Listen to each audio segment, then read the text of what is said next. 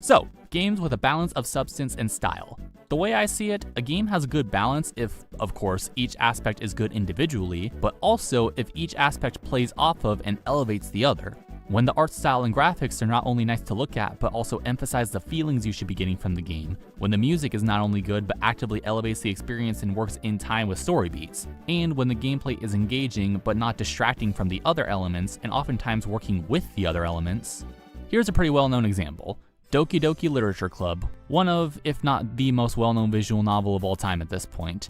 And it's not just because of how it subverts expectations and plays with the genre tropes and everything, but it was also such a masterful piece because of the detail with which it was executed.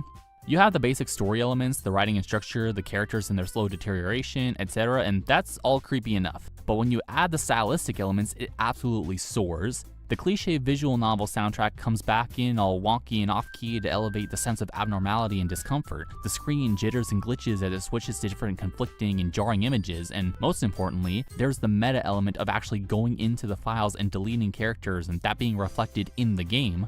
My point here is that the style of the game and the story that it is telling are inextricably linked. The story wouldn't have been the same without the specific style and presentation. The style emphasizes the horror elements and creates a juxtaposition between cute and terrifying. The meta elements linked through both the stylistic and gameplay elements create the major twist at the end. Not only do they not exist without the other, but they're both equally strong.